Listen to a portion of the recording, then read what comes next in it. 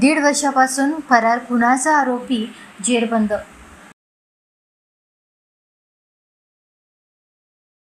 पोलिसात तक्रार करीत कारागृहात पाठवले म्हणून 19 वर्षीय मुलीची हत्या करणाऱ्या आरोपीला बल्लारपूर पोलिसांनी 1.5 वर्षांनी अटक केली आहे. घटना घडल्यापासून आरोपी पोलिसांना चकमा देत होता. मात्र पोलिसांनी हार न मानता आरोपीला अटक केली.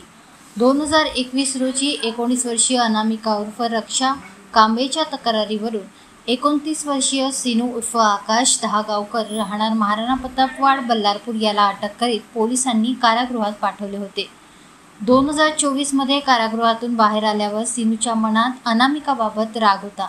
त्याने त्याचा बदला घेण्याचे ठरवीत सिनूने अनामिकाला आपल्या घरी बोलवीत तिच्या डोक्यावर अवजड वस्तूने प्रहार करीत तिची हत्या करीत घटनास्थळावरून पसार झाला होता.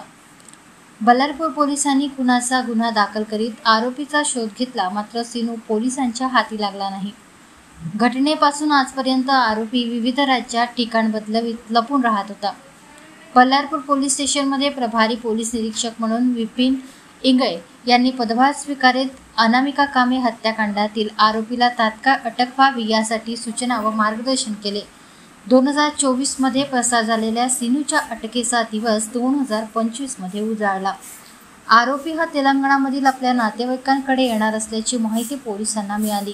पोलिसांनी सापडताच अत्यंत शिताफीने पोलिसांनी सिनूला अटक करीत त्याला न्यायालयासमोर उभे केले असता न्यायालयाने 8 सप्टेंबर पर्यंत आरोपीची पोलीस कोठडी मंजूर केली आहे.